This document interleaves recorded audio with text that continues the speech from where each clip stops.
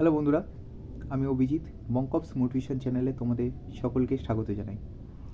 তো বন্ধুরা, আজকে আমার স্পেশালি ভিডিওটা হচ্ছে যাদের যেসব মেল ক্যান্ডিডেটদের মাঠ রয়েছে, মানে পিএমটিপিএটি আছে, অলরেডি 2 দিন হয়ে গেছে, এরপরও যাদের রয়েছে তাদের জন্য কিছু কথা বলতে এসেছি। এবং যারা পিএমটিপিএটি ক্লিয়ার করেছো তাদের জন্য, মানে তাদের নেক্সট স্টেপ ইন্টারভিউ নিয়েও কিছু কথা বলার জন্য আজকে এসেছিলাম।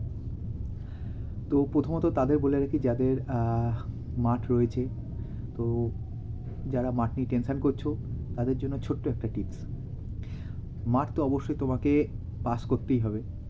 তার আগে একটা কথা বলে রাখি, যারা নেগেটিভ ভাবছো বা দৌড়টা হচ্ছে না নিয়ে চিন্তা করছো তাদেরকে একটা কথা বলবো, ওই যে বারবার ইউটিউবে ভিডিও দেখতে যেও না। কারণ কোনো ব্যাচে দেখাবে 13টা পাস করছে, 15টা পাস করছে, কোনো জায়গায় দেখাবে 1টা কি 2টো পাস করছে। তো তোমার ওই 1টা 2টো যে পাস করছে ভিডিও যদি দেখে নাও, তোমার মাথার মধ্যে টেনশন ঘোরা শুরু হয়ে যাবে। তো স্পেশালি প্রথমত এই ভিডিওগুলো এখন আর দেখো না। আর যদি পরের দিন মাঠ থাকে, তার আগের দিন রাত্রেবেলা ঠান্ডা মাথায় শোয়ার আগে চোখ বন্ধ করে শুধু পজিটিভ ভাবো যে তুমি পাস করবে।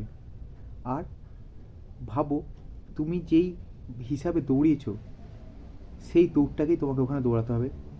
এবং তুমি বাড়িতে যা টাইমিং দিয়েছো, বিশ্বাস করো তোমার টাইমিং ওখানে গিয়ে এতগুলো ছেলের মধ্যে তুমি যদি নিজেকে পজিটিভলি রাখতে পারো, তাহলে অটোমেটিকলি তোমার টাইমিং 15 থেকে 20 সেকেন্ড পর্যন্ত কমতে পারে। এটা আমার প্রমাণিত, আমার নিজেরই নাই করে হলেও তোমার 18 সেকেন্ড মতো কম এসছে, যেটা ট্রায়াল দিয়ে বাড়িতে যেই টাইমটা এসেছিলো। কিন্তু নিজেকে পজিটিভ রাখো এবং আগের দিন রাত্রেবেলা ফুল ভাবো যে তুমি এই পাক এই মিনিটে মারবে, এই টাইমে মারবে। ওখানে গিয়ে কোনো ডিসিশান চেঞ্জ করবে না, জুতো পরে দৌড়াবো না খালি পায়ে দৌড়াবো, যেটা বাড়ি থেকে ভেবে যাবে ওটাইতেই দৌড়াও। প্রত্যেক কটা মাঠ খালি পায়ে দৌড়াবার জন্য উপযুক্ত, প্রত্যেক কটা মাঠ জুতো পরে দৌড়াবার জন্য উপযুক্ত। হ্যাঁ, যদি সকালবেলা দৌড়টা হয় তাহলে কুয়াশা পড়ছে, চেষ্টা করবে জুতো পরে দৌড়াবার। কারণ অনেক সময় কী হয়, মাঠে যদি ঘাসটা বেশি হয়, যেসব মাঠে বিশেষ করে শুনেছিলাম দুর্গাপুরের মাঠটা নাকি একটু কুয়াশাতে, মানে একটু ঘাস ভেজা থাকছে, কারণ ঘাসের পরিমাণটা নাকি বেশি, জানি না। তবে যেই মাটি হোক না কেন, ঘাসে একটু কুয়াশা পড়লে একটু প্রবলেম হতে পারে, তবে খুব একটা প্রবলেম হবে না যদি তুমি খালি পায়ে প্র্যাকটিস তোমার থাকে। তো সেটা নিয়ে ভাবার কোনো প্রবলেম নেই, নিজেকে সবসময় পজিটিভ রাখো যে আমি পারবো, তাহলেই দেখবে ক্লিয়ার হয়ে গেছে। আর যেটা ভেবে যাবে বাড়ির থেকে আগের দিন যে আমি এইভাবেই দৌড়াবো, এই পাকে এই টাইমিংয়ের মধ্যে আনবো, তো সেটাকেই দেখবে তোমার আসবে। শুধু তুমি যেটা ভেবে যাবে সেটাই হবে।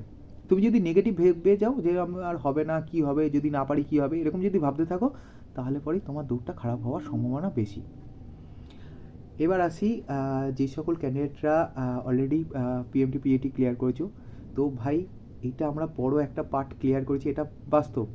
কারণ এটা 1600 মিটার মুখের কথা নয়, ওটা সত্যি কঠিন দৌড়।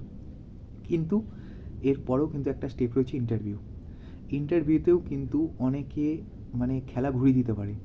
ইন্টারভিউতে বড় একটা নাম্বার নিয়ে এসে যে ভাবছে দূর আমার নাম্বারটা কাট আপের গোড়ায় রয়েছে, আমি ইন্টারভিউতে যদি নাম্বার না পাই চাকরি হবে না, এই টেনশন অনেক ক্যান্ডিডেট আছে এরকম থাকবে। তো তাদেরকে বলবো ইন্টারভিউটা বাড়িতে প্র্যাকটিস করতে হবে। বন্ধুদের সাথে তো প্র্যাকটিস মানে বন্ধুবান্ধব নিয়ে যেটা একটা হয়, বা কোনো স্যারের কাছে গেলে, কোনো কোচিং সেন্টারে হয়, সে প্র্যাকটিস করছো করো তোমার মতো, সে তো করতেই হবে। এছাড়াও আমি বলবো যে আমার প্রিভিয়াস কিছু আগের ইন্টারভিউ যাওয়ার সময় আমি কিছু নোট রেডি করেছিলাম, সেগুলো আমি প্রোভাইড করব আমার ভিডিওর মাধ্যমে। যদি তোমাদের মনে হয় লাগবে তো একবার দেখতে পারো।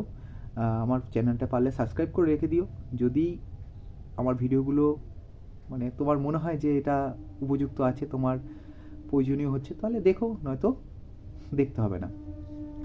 তাই এটা তাদের জন্যই জানানো যারা ইন্টারভিউ অলরেডি, মানে ইন্টারভিউতে বসতে চলেছো তাদের জন্য, মানে কিছু ডিপ্লোমেটিক কোশ্চেন বা কিছু কী ধরনের কোশ্চেন আসতে পারে, তো কিছু নোট আমার কাছে আছে, তো সেটা আমি তোমাদের সামনে খুব তাড়াতাড়ি শেয়ার করব। আর কয়টা দিন মাঠ হয়ে যাক, আরও কিছু ভাই পাস করুক, তারপরেই এই ভিডিওগুলো ছাড়া শুরু করব। তো তোমরা চাইলে আমার চ্যানেলটা সাবস্ক্রাইব করে রেখে দিতে পারো। আর আবারও বলছি, যাদের মাঠ রয়েছে সামনে, বাড়িতে হয়তো টাইমিংটা টাই হচ্ছে বা কয়েক সেকেন্ড বেশি লাগছে, চিন্তা করার কিচ্ছু নেই। ওই দিন ওইখানে গিয়ে যদি একটু জোশে দৌড়িয়ে নিতে পেরেছো তাহলেই হয়ে যাবে। শুধু ধরে রাখার খেলা আর এখানকার খেলা, তাহলেই 1600 হয়ে যাবে। 4 পাক দেওয়ার পর না শরীর ছেড়ে দেবে, মনে হবে ছেড়ে দিই। কিন্তু তুমি যদি ওই কষ্টটা নিয়ে আর 2-1 মানে আর 2টো পাক দিয়ে দিতে পারো, তখন মনে হবে যে আর 2টো পাক আছে, আমি এমনি পেরে যাব। তো এটা মাথায় রাখো যে ওখানে গিয়ে জাস্ট আমাকে পাস করতে হবে, কোনো নেগেটিভ মাথায় রেখো না, দেখবে ফলাফল ভালো হতে চলেছে।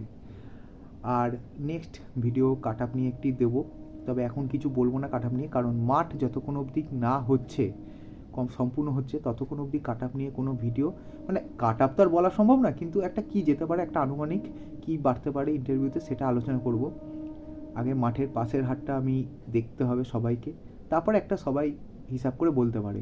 সেটা আমি কেন, আমার থেকে অনেক বড় অনেক স্যার বা অনেক ইউটিউবার আছে, তারা অবশ্যই বলবে এখানে এসে।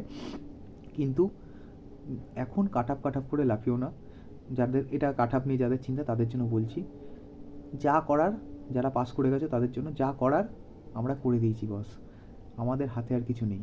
এবার নাসিবের খেলা, শুধু ইন্টারভিউটা একটু ভালো করে প্র্যাকটিস করতে হবে, ওখান থেকেও চাবি ঘুরে যেতে পারে, ভাগ্যের চাবি।